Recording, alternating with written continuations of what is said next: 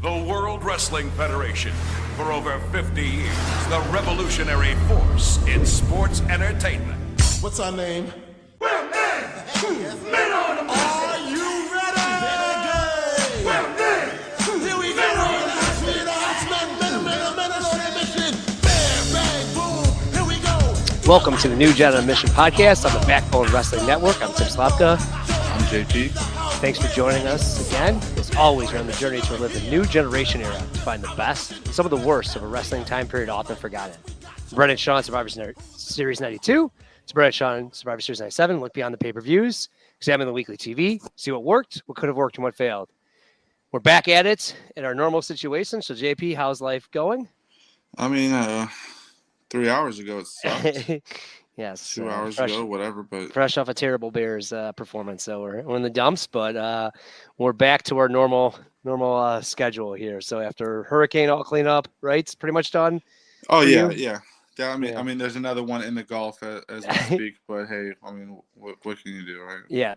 But the most recovered, so we're gonna go back to our things. Our Bears are terrible, and we wasted my Sunday watching them. So now we'll talk some Bob Backlund and some wrestling. So ready to go for it? Yeah. Right. I don't even want to dwell on that shit too.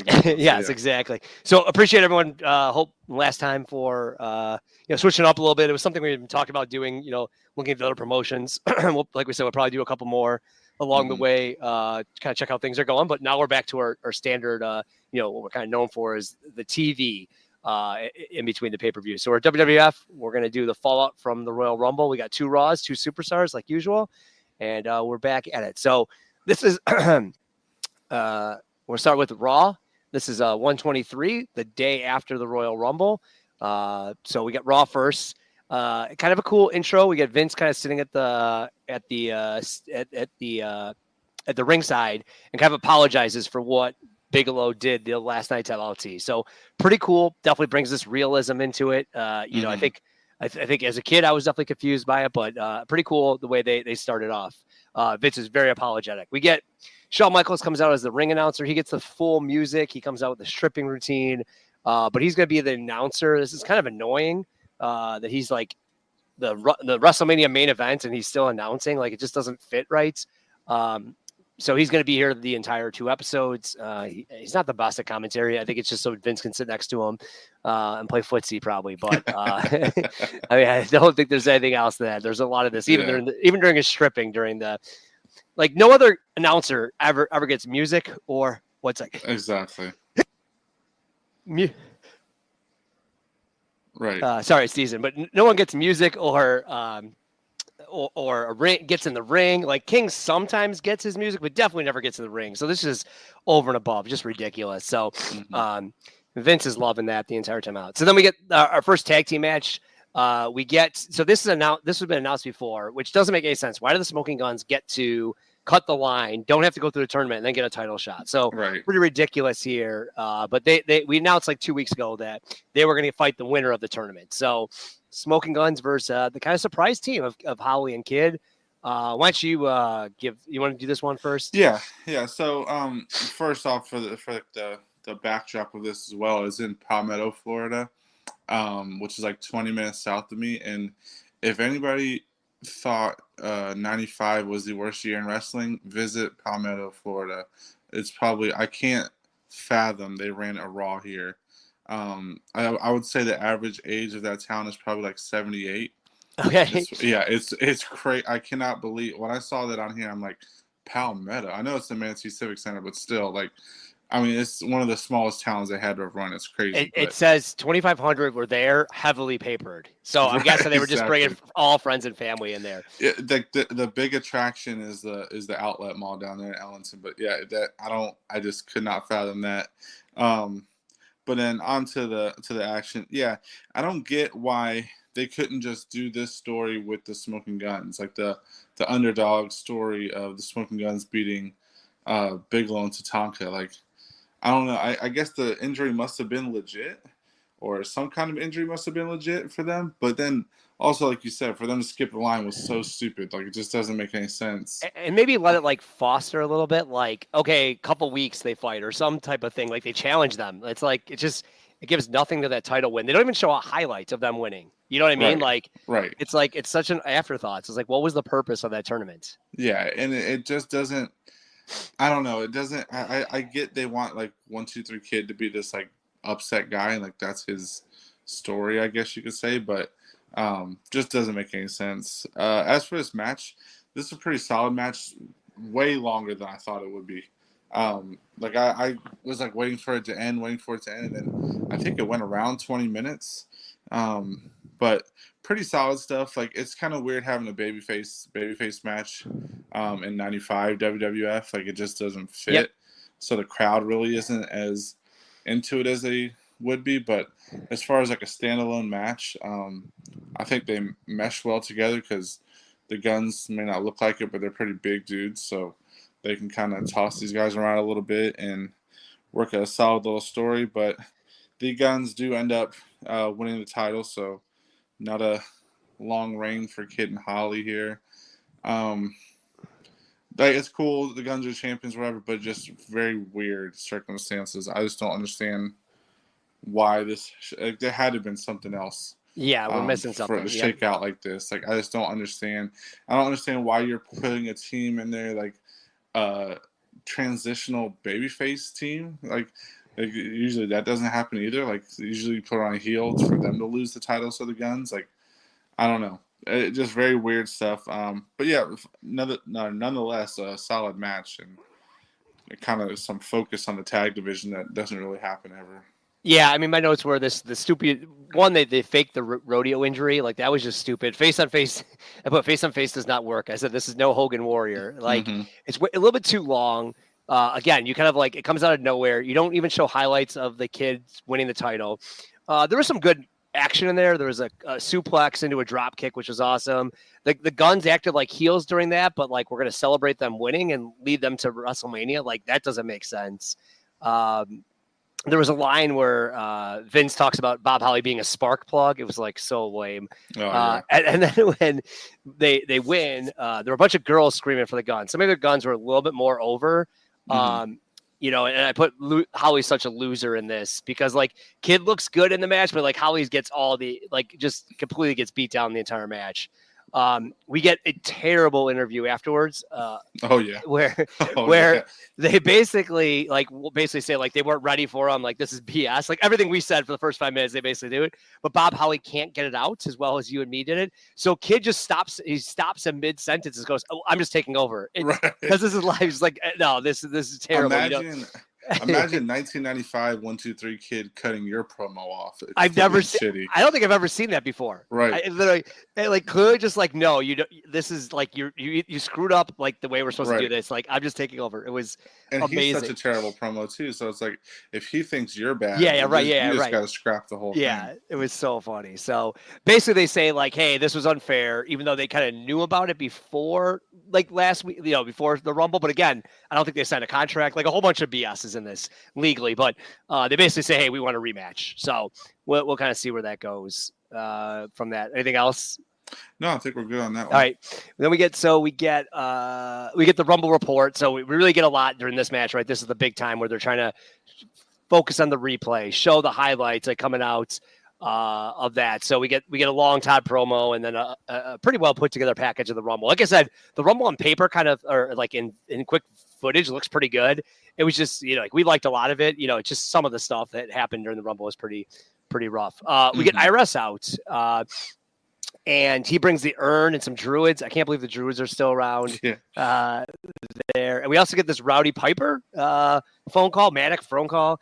He talks about how proud he is of the new generation and that he's going to be running. I don't even know how to say it, but he's basically going to do the Encore Plus, like be the host or something. So that would have probably been pretty cool. I don't even know what that means, but it kind of sounds cool. Like he's going to be either giving commentary over it. I'm not sure, but it kind of sounds cool. Like I might have been intrigued by that, especially if I didn't watch the Rumble. Like that would have been a cool sell for me.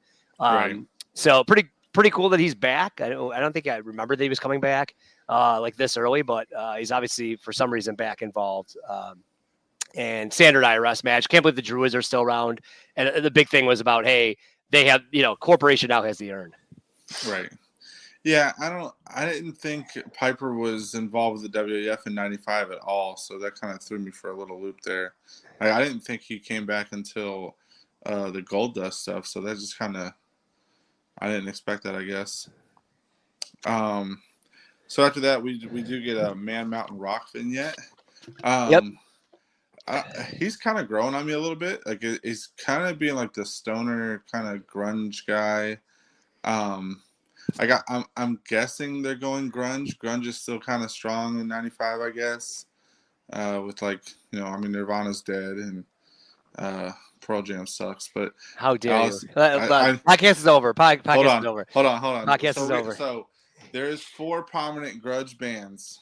You're saying Pearl Jam's 1 by your tone right there. Is that correct? Pearl Jam's the best. Pearl Jam is 4 for me, easily out of those 4. Who's number 2 for you? Pearl Jam. They're top 4. They don't even. No. So you didn't like Alice? I say Alice in Chains is 1. I like Alice in Chains. Yeah. I mean, the grunge is hard to define. Like what's considered grunge or. Yeah, I've seen not. people say Stone Temple Pilots. Yeah, and, I like Stone Temple Live. I like the band Live. Live. Right. Bush. Some Bush, people throw Bush in there, which I don't think. Yeah. But yeah. So, Pearl Jam sucks, but yeah. All right, podcast is over. Sorry. Thanks for joining us. 79 episodes in. Do we both like Soundgarden at least? Soundgarden's good, yeah. I like all of them. There's no one I really dislike of the era, because I just never got into hair metal. So I kind of like I'm fine with everything not hair metal, even though 80s going out and drinking and going to 80s rock cover bands is amazing. Because you know all the words to the hit songs, but just as a genre, it's not my type of music. Same here, and I don't hate Pearl Jam. I'm kind of making a chain, but I like Alice in Chains a lot better. So, Man Mountain Rock. He's just kind of giving you laid back, chill kind of vibes. I want to see how he comes as a wrestler because that'll be I don't really remember much of him in the WWF outside of the whole guitar thing. Then we get Jarrett and King on King's Court. I feel like Jarrett has been on there multiple times. I don't know, or been involved with King multiple times because of the Memphis connection. But this is more contrived. I think they're just forcing it here with Jarrett now because he's the IC champ and everything. Now he says he's going after Diesel. I didn't really like this, even though I love both these guys. I love both these guys in Memphis. I felt like this was really forced. Trying to push Jarrett instead of being the chicken shit that he was so good at, with Rhodey being the second. Yep. And, they're trying to push him as this threat now, which I don't like that. I don't take that serious. So hopefully that changes going forward. But I don't know what you thought about that. Yeah, it's okay. I mean, it's stepping him up, right, of challenging Diesel. So they're obviously trying to really elevate him real quickly. Mm-hmm. To it, but it feels weird. Shouldn't this be the Shawn parts? Right. Why is Jarrett needed here? So it feels like it's a little bit, I don't know, rushed or just doesn't feel like it fits. We don't need this, right? It doesn't feel legitimate. He hasn't earned that. He hasn't earned the right to call out the world champ yet. I don't know. I don't get it. Then we also get a Bulldog squash, and then to close out the show, Vince talks with a suited Bam Bam Bigelow. So he's got the suit on, he's got a busted lip, a la Stone Cold Steve Austin '96 King of the Ring. Yep. Very reminiscent here. And they're going to talk to him about the altercation with Lawrence Taylor and the breakdown of the match, what happened, and then there's these technical difficulties of. Pretty cool. So I know they wanted him to apologize. He wanted to tell his side of the story, and then they do the technical difficulties, and it actually came off legit. I think they did a very good job of this. I don't know. I don't know how you felt, but Bigelow was very good and fired up and into the role. And then it legit seemed like they had technical difficulties and he was frustrated and they couldn't go on with it. So I thought they nailed it. Yeah, I thought it was awesome. Well done. And they did a thing where they're oh, we can't hear you, and then 2 seconds later they're oh, you hear Bigelow talking, and then it's wait, Vince is I got you, and then it goes out again. So it was really well done, and you could tell it wasn't Bigelow cutting off the mic, right? It was they clearly saying hey, something's happening. Neither side is chicken shit, right? They did it well. We're like, it just seems like something's going on, but it wasn't like forced where it was like, oh, WWF doesn't have production together. Like it felt like, okay, both sides got it. So that was, I really, really, really like that. I thought it was really well done there. So I really think that was a good segment. Did we miss a Mantar as well? Segments. I know he comes up later on the next Raw. Oh, okay. I had somewhere in here, and maybe this is from notes I was looking at. But wait, hold on. I got somewhere that I have here as my notes. Pia News was his brother. I don't know if that's true. Did you know that? Is that true? No. I don't know where I got that from. I don't have Mountain Rock in any of my any of my notes, but I do know he wrestled, so I might have missed it. You might be right. I don't even know why I got that. I might have been looking at the Observer as I was like watching that match or a different match. But I don't know. I mean, they kind of do resemble each other. Kind of do, so yeah. Kind of see that. It makes sense, but that was my other notes. And then Shawn throughout these episodes keeps and King on Superstars keeps reiterating it, but he says I'm having a rough time. I need a bodyguard. He keeps like mentioning that, and he keeps mentioning people are coming after him on the streets. So kind of really, it's kind of weird. I can't wait either, but it's kind of weird. Like, oh yeah, that still hasn't even happened. It's such a big part of the spring of 1995. Yeah. So it's kind of crazy. I didn't even think about it, but it's like, yeah, that's got to start moving. So they're definitely heavily integrating that Shawn's something's happening with Shawn there. Should we move on to Superstars? Yes, sir. I don't know unless you have anything else to discuss. So this is the 28th Superstars taped on January 10th. So these are the stale ones where it's pre-Rumble. So they're trying not to give stuff away. They have a ton of cutaway green screens. When Vince and King are talking. So we start off with the basically the whole entire tag team review about, like we just kind of talked about. We get Kid and Holly win, then they lose to Smoking Guns, and then there's going to be a rematch next week. So they're really kind of building up the tag team division, which is nice. We get Men on the Mission out first, which is great. Like timing of like, hey, here's the tag team division. Here's another team out there. And we got Men on the Mission full wrap with Oscar. So they start that out. We get a lot of time on the encore presentation after that. And then we get, and then they mentioned again, Piper's going to lead the encore presentation. And we get Hakushi, a guy that we've really liked. He's very smooth in the ring. He looks cool. We'll see where it goes. I'm definitely very excited, but it's kind of nothing so far. Just kind of this guy's out here. King is always putting him over that. Oh, I really like this guy. Oh, this guy's different. So kind of a little bit of foreshadowing there, but that's kind of it. I don't know if you have anything else to add on. Yeah, in the Men on a Mission squash, one of these jobbers looked crazy. He had like red parted long hair, like blue and pink tights, like just very crazy looking jobber. On history is cool. On History of WWE, they just say unknown. So like that must have been like literally a local guy that even like Meltzer or anyone else had no idea who he was. Like it was crazy because I don't think I've ever seen that unknown. Like they have the other guy is Sonny Trout, who's definitely a guy that's been around. The other guy's just unknown. So like no one knows who that guy is. Right. So. And then like you said, Hakushi is cool. Like at least he's a very different character. They haven't really involved him in anything yet, but at least he's got some intrigue to him when he comes out. So that was pretty cool. Then they do this like cut back to like this first look at the Blue Twins with Uncle Zebekiah. Huge Dutch Mantel fan, so I'm liking seeing him on there. I want to see how he does in this role as a manager. The Blue Twins, like I know they suck, and I know they got like huge SS tattoos on their arms. I just put Uncle Zeb with the Nazis. Well, their front and center tattoo. Now I didn't know this in '95 as a 9-year-old. I didn't know what that meant on their tattoos, but like someone clearly had to know what that was, and it's like full center on the screen. I'm like, holy shit! So maybe they're big Kiss fans, and there's like a KI. Yes, on the back it's just a bad tattoo. Yeah, maybe. So, but outside of the tattoo, now please nobody crucify me for this, but their look is cool. Outside of those tattoos, like I think you could have seen some kind of potential in them. Like we all know they end up being shitty or whatever, but and not the best wrestlers, but you could see why the WWF scooped them up. And it's cool. Up their alley. Yeah, I'm putting him with Uncle Zebekiah. Sorry if that's not his name, right? Is that his name right now? Yeah. Okay, because it changes, right? He changes his name throughout the time, but I just put Uncle Zeb. So again, apologize if I didn't get the Yeah, but Zeb Culture. but yeah, he's cool with them, right? Like this is a good fitting for that like crazy mountain man, like destruction. I think a great setup. Kind of like, I think they wanted Henry Garvin to look like, but instead he just looks like stupid right now. Exactly. Then we get a Kwang versus Doink match. My first note is please get rid of Doink.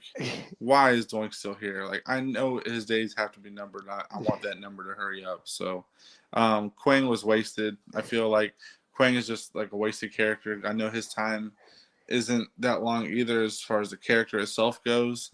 Doink gets the roll-up win, so they're just going to shit on Kwang even more.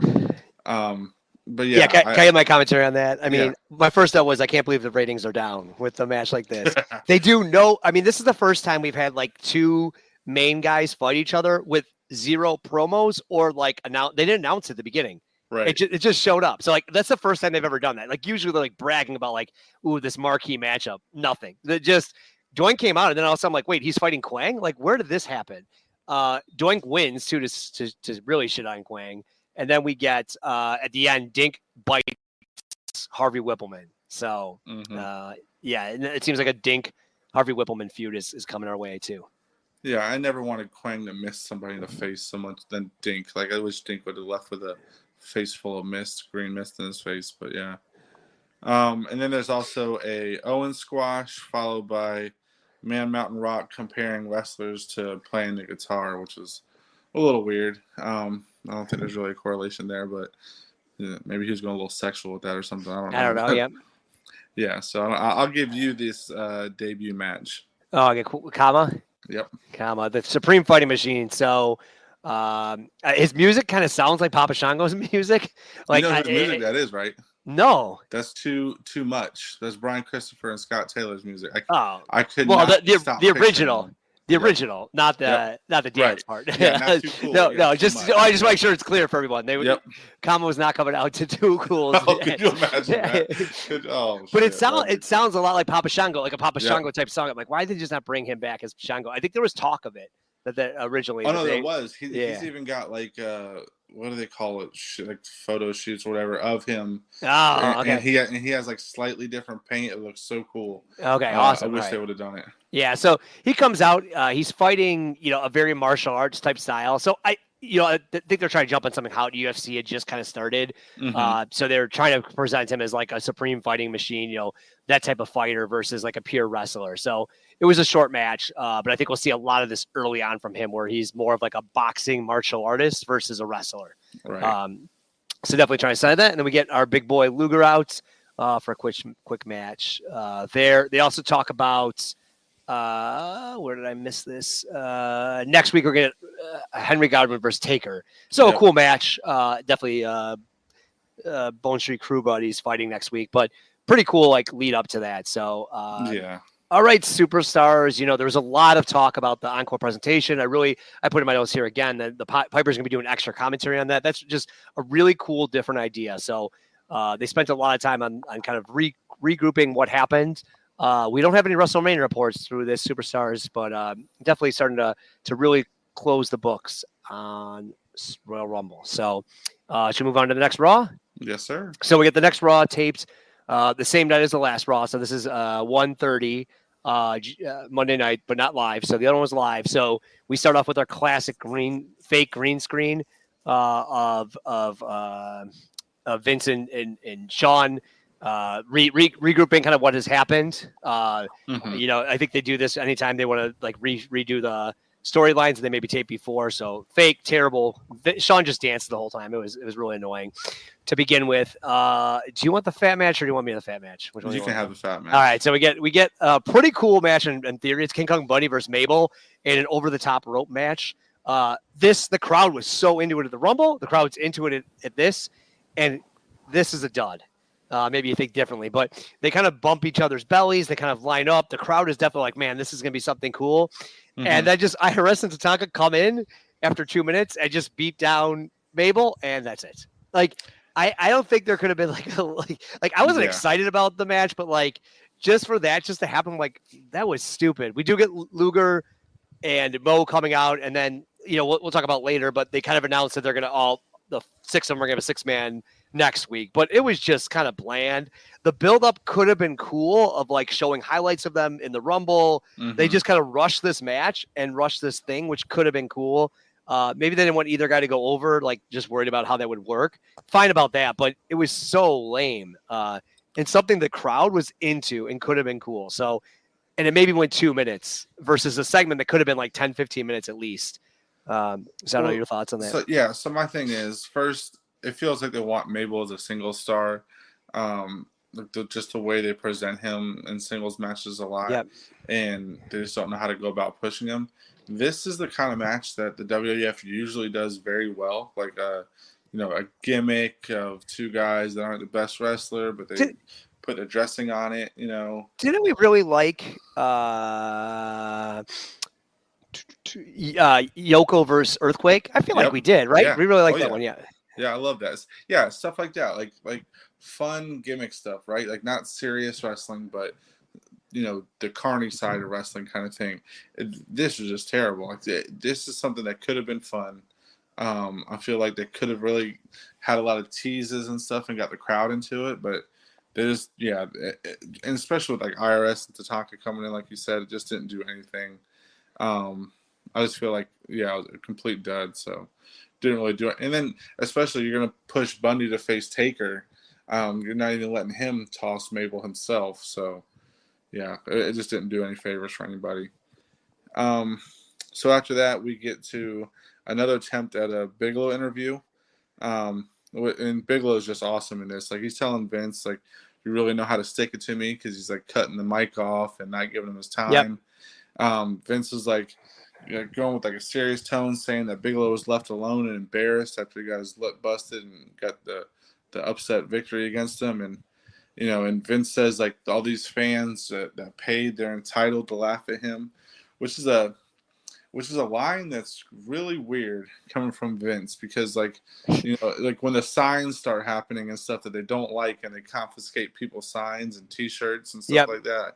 I guess the fans weren't really entitled then, but that even says like LT was entitled to laugh, and why do you have such a problem with LT doing it? And he said that Bigelow was saying like LT was getting a little too much out of it, so that's why I went over there. And then Bigelow was saying he was thinking about it, then he doesn't want to apologize to LT, and he cuts. It's pretty good, really good segment. Great promo on LT. Like this, we had never seen this Bigelow until this point, like the human side of Bigelow. We always seen like the tough guy, street guy with Luna kind of thing. Like this promo right here was like, man, this is like, put him in the main event. I see why he earned the main event of WrestleMania. Like this was awesome. So I don't know how you felt about it. Yeah, I loved that they talked about how last week, like, it was an issue, and Bigelow even brings that back to is like, look, you guys don't even respect me enough to get good audio and like treat me like a man.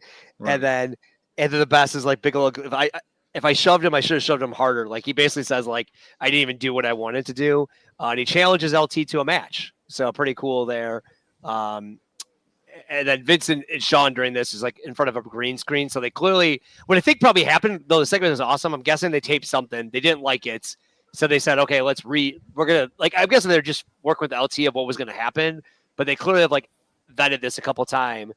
And thus we have kind of a new Vince and Shawn interview kind of with them. So you can definitely see some behind the scenes there of like they're changing the way. But I thought Bigelow looks amazing during this. We get then Hakushi out to, I put silence, sadly, during this match. Same with Portuguese Man of War. So I know early on, man, you were excited about 95, but the new guys are just not hitting between Hakushi, Man of War, Man Mountain Rock really didn't hit. His guitar playing got a big crowd, but like his in-ring was not very good. So a little rough so far on the newer guys. I thought Kama was kind of cool. I thought Kama was a little different at least. Yeah, I mean, Hakushi's different. Yeah, but the crowd is not picking up on it. Maybe that's I mean more. Yeah. The crowd's not picking up on it. So, because like they were dead during Hakushi. Like maybe they haven't positioned him as a face versus heel. We kind of complained about that about Hogg, right? Henry Godwin. Like, what is he supposed to be? And then we get Ken Norton Jr. with a promo as well, talking about how he's not, if they win the Super Bowl, he's not going to Disneyland, he's going to WrestleMania, which is pretty cool. We get a King's Court. Why don't you get the King's Court? Yeah. So just rewind a little bit. Ricky Santana was the guy that Hakushi beat, and Fidel Sierra was the one that Montoya beat. They're actually like a really good tag team, the Barrio Okay. brothers. They were in WCW a little bit later this year. I really wish they would have been they could have been a really good tag team in the WWF. Fidel Sierra is actually he was a local guy around here. You'd see him a lot, like around town and stuff. So just a little side note there. So King's Court with Backlund here. Now, the Jarrett King's Court, I didn't really like. This one, I liked a whole lot more. This is very stoic Backlund in the interview here, so he's not really like Lawler can't really play into his like heel love with Backlund because Backlund just not really giving him much on purpose. Like he's just giving him this like very stoic, serious look, and King has like the black and red look. I don't know if this is the first time he's done it, but the one he's famous for, like the Attitude Era, black and red. I didn't even realize it. Yeah, he doesn't have the blue anymore. The blue and white. He's not doing like the other colors. It's his black and red. So I'm not sure if he rides out the rest of the way with this look or what. But just a little note there. So Backlund's like going on about like the submission, the chicken wing, how he's not gonna let people go and stuff like that. And Lawler's like saying how he would never quit and stuff like that. And Backlund goes to leave and then puts the hold on Lawler like really quick just for a second. And Lawler's screaming in pain like yep. And then Backlund just let it go. And he's like, yeah, I didn't say I quit. I wasn't saying I so quit. funny, When yep. Backlund's down the aisle, then Backlund kind of stops and glances back at him and Lawler stops. So very good job of Lawler playing the chicken shit heel, what he's best at as far as the WWF goes. And I feel like this does a good enough job to rehab Backlund for right now. Yep. You're kind of taking your mind off of him losing the championship, and just he's an unhinged character right now. So I thought this was a pretty good segment. But why is two heels fighting? Yeah, it just maybe to show you he's crazy. Like no one. I think that's what it is. To show that he's just unhinged and he'll attack anybody. King does. I'm not complaining, but it's just very weird that like Backlund. Mm-hmm. It feels like a weird feud for him to go after King, but King does a great job of just all that. He keeps calling Mr. King, which is hilarious too. Yeah. I'm kind of wondering like which guy was trying to put face there. Like it's just really weird. Also during this match, the entranceway for the WWF they have like over it is broken. They're not lighting up, so it shows where we're going right now with 95. It's just right. Nothing's going good. Like they're showing Backlund walk back, and the lights are broken. Like they can't catch a break right now. So a really great segment. So we'll see where that leads. If that's just a one-time thing, but I know you mentioned it, but like they keep saying the I quit, right? That Backlund won't release the I quit, as we know. That kind of leads to a lot of stuff in the future. So. Mm-hmm. You want to do the last match or me? Yep, I'll take it. So, okay. I got the Kwang. I got the Kwang Doink match, so I gotta be fair. Yeah. Right. So we don't end the show, but as far as main matches go, we have the Kid and Holly versus the Guns again. So this is the rematch to the rematch. They requested that they're stumbling over. So I feel like this will always be like at least a solid match with these guys in there. Yes, especially Kid. Has Kid been in anything bad? No, that's the thing. He's such a good baseline worker. Like he's like Rey Mysterio in WCW. Yeah, he's never gonna have a bad match. I know stuff like this. Like if you're like maybe in your 20s, maybe, and you've never had to like experience this era of wrestling, you only know like post Monday Night Wars wrestling where everything's like when half the matches are high spot matches and stuff like that. This probably won't like be anything to you, but if you look at it in the context of 95, this is pretty good stuff here. I feel like Kid and Holly should have morphed into an actual team going forward. Like I feel like they should. We'll see. Yeah, I don't know. I don't remember actually, so we'll see. I don't think so. I mean, they could maybe. You might be right. I don't know. Yeah, I honestly don't know, but I agree with you. 1,000% agree with you. Like this, hopefully, is something they do. Right, like matching gear, like a name or something. Like something should have music. Agreed. Something, because I think they're pretty solid, and I think they work together. They're very solid. It would have built both guys like charisma and stuff like that together. But crazy spot in this match where like Kid gets hurt on his neck, and it looks. I think it's a work. I try to look up online. They said it was, but he like lands on his neck and they stop the match. And even it cuts like commercial and they come back and the kid's still laid out. So for them to do that, if it was a work, that's really odd to like play kid like that. But I guess it could be a way of them not having to beat them again, I guess. Yeah, I don't know. He's injured it like multiple times in '95, so like he just might get injured all the time. Like I don't know if that's like it definitely was a work there, but like I wonder if he had like some type of injury because he's out a bunch in '95. Like we'll see that that's with why I '95. think the team gets dissolved because I think Kid is gone for a little while. Yeah, and you know we obviously know what he turns into later in the year, who he sides with, but like I know he's back by SummerSlam at least, but I don't know before then if he's there or not. So I guess we'll just have to kind of keep track of what happens with him if they play this injury to be serious or what. But yeah, this is a very odd spot for them to even keep it all in the match and everything too. So Guns are still the champs and a decent matchup until the ending.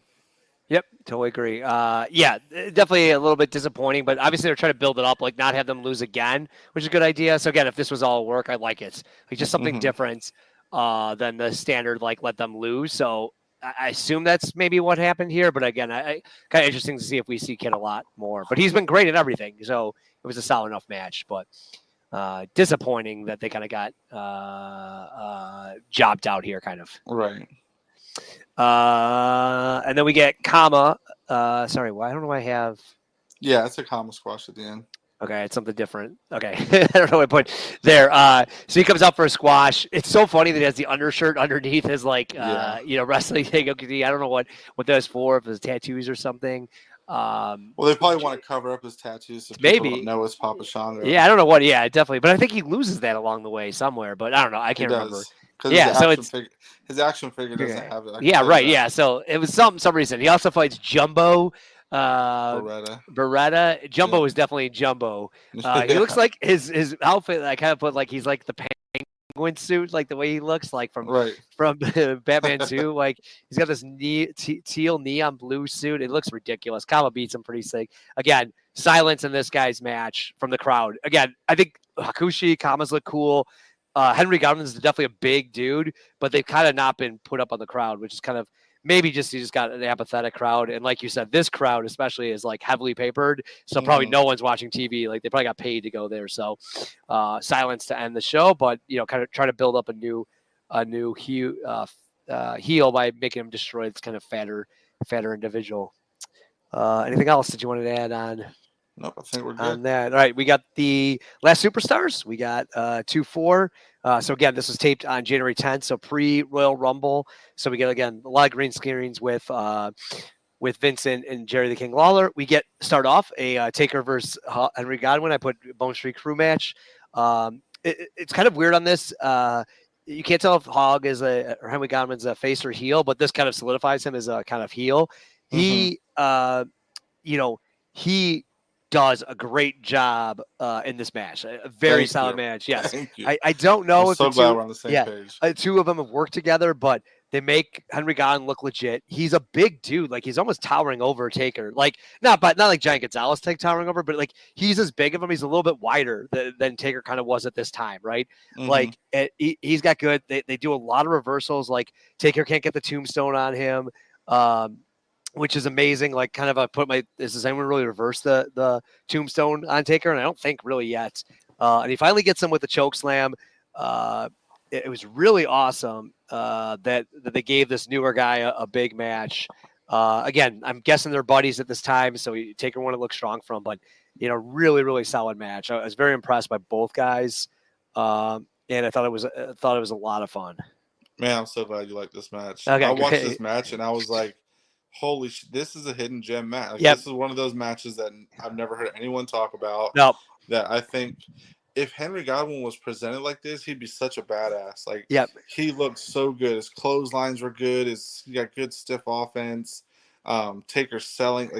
Like, it's gonna sound crazy, but this should have been the WrestleMania match. If Henry Godwin was built up to be like this serious badass, rugged redneck kind of guy. Like they could have done something with it. I felt like they could have had a way better match than Taker and Bundy at Mania, because like this stuff was so good right here. And, Yes. and you're probably right. It is a BSK thing. But look, that didn't stop like the click matches from being good.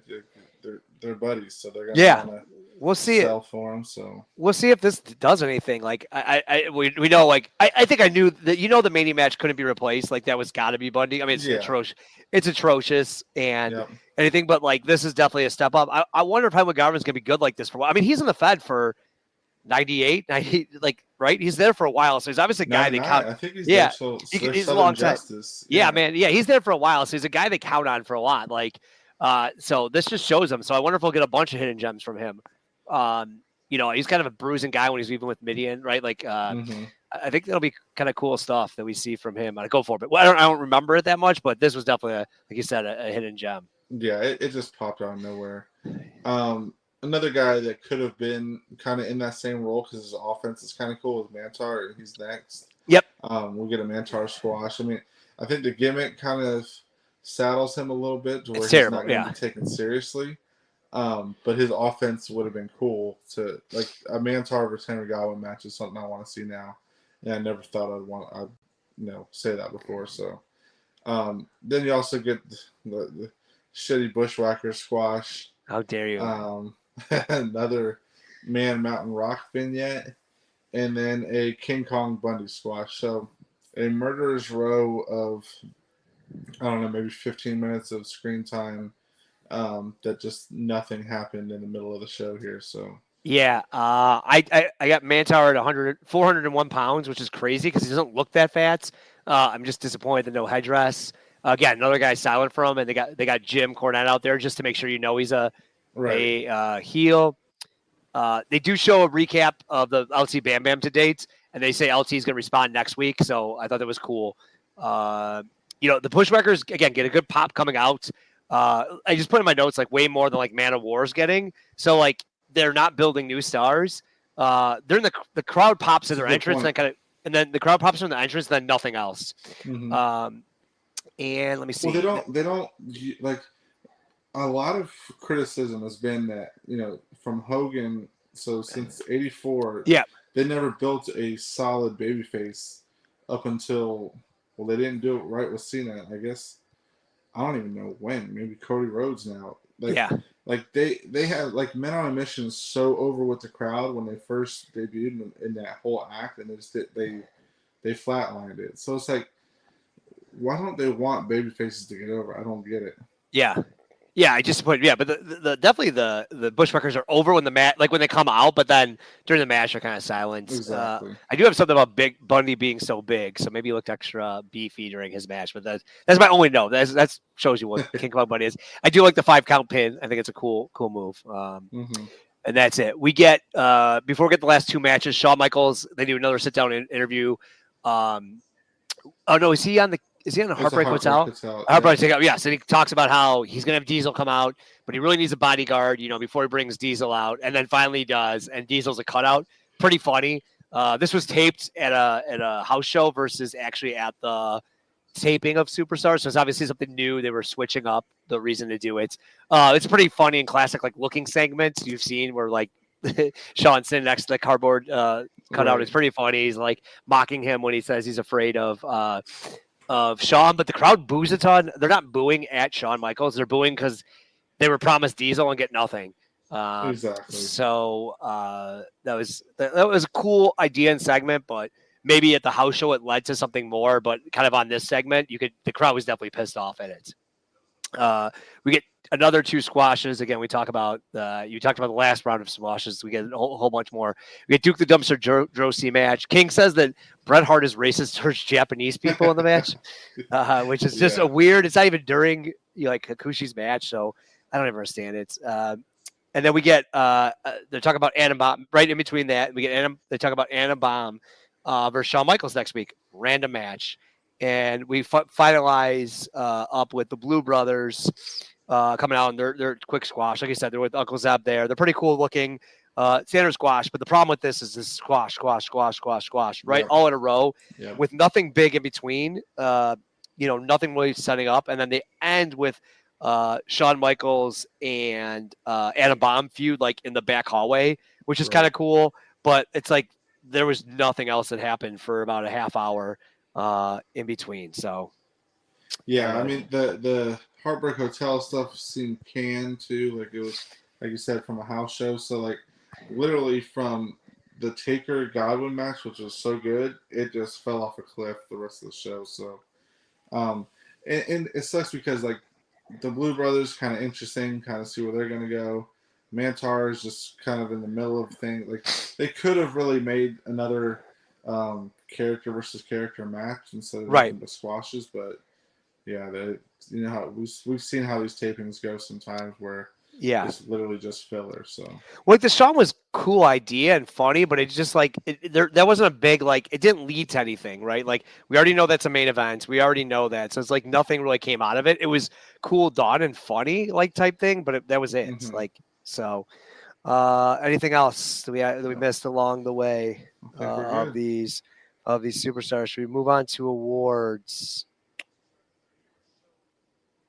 Did I lose you? Ready for awards? No, yeah, okay. All right, no, sorry. Most new gen outfit. We'll start with. I'm gonna go with Kama with his undershirt. White undershirt. On not in shape, Kama. Good stuff. I don't even know if I have anything. I feel like it's cheating. Always going with like 1, 2, 3 kid. Right, or Jarrett. Yeah. And Jarrett's always there. Yeah, I'll go 1, 2, 3 kid just because like he looks so ridiculous in his like. Different unmatching colors, so we'll go that's most new gen performer. Man, I'm going Henry Godwin on this one. I never thought I'd say that, but I thought Taker made him look really good. So yeah, that was a really solid match. I don't want to say the Blue Brothers because I don't want to go with the Nazis. So I can't say. I can't go look, but I'm like, yeah, I can't. Yeah, I'm already like 60% German in my heritage. Yeah, you already doing it. Most new gen performer. Someone had to look good. I'll go Kid. I mean, he just looked good in that match, and then faking the injury or whatever. That was pretty well done. Worst match or segments? Man, I mean, as far as I'm gonna say the last 25 minutes of Superstars. It just fell off a cliff after that match. Yeah, that was. I'm trying to think if there's anything. Well, actually, I'll put the Bundy and Mabel match. That match could have been fun. 2 named guys. It just sucks. So yeah, and that was the only thing on that episode, really. Yep. Best match or segments? Undertaker versus Henry Godwin. Undertaker versus. I love matches like that. I love. Yeah. Little hidden gems, yeah. Yeah, little hidden gems. So I love because I'm guessing they were working on the house show too, so I'm guessing they had some good one. I mean, I'm sure there's some that are like 25 minutes and just like this sucked, type thing. But I'm sure there's some awesome ones too. And then I'm gonna go the King versus Backlund because I thought it was pretty funny stuff. Stock up anyone? Henry Godwin as well. Oh no, actually, I'm gonna give it to Undertaker because he was. He's been with a lot of plotting guys and nothing feuds, IRS, that kind of thing. And he really showed a side in this match where he sold and worked his way back up. So I'm going to go with Taker. Yeah, and some of with Taker is like he's never there. Like he's not there a lot. Right. I get he's a special attraction, but it's like it's a guy they could use. I think he's on all the house shows, but like it's a guy they could use more on TV. Like they definitely need that. I'm going to stock up Piper.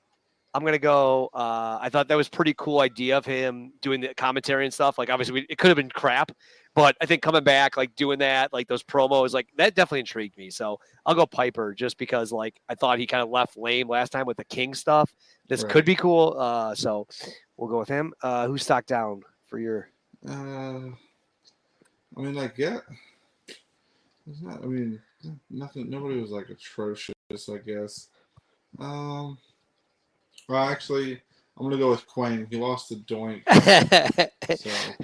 I mean, I should go Harvey because he got beat by Dink. So, I mean, it's pretty bad. I'm going to go kind of a random, but I'm going to go Bret Hart, Razor Ramon, Diesel. Not being there. Yeah. All right after the big pay-per-view. Your big champions, and none of them did anything, right? I don't think we we Yeah, saw I or mean, heard from any of 2 them. Yeah. weeks. Yeah, Yeah, 2 we didn't weeks, hear right. from any of And them, this is so. right after the pay-per-view, like, especially the Raw, it's live. Like, get him Right. out there, like, come out there and do something and kind of like, that's one of my complaints if we had a lot about Taker is like, he's just not showing up enough. And here's like a big time to like get in WrestleMania season.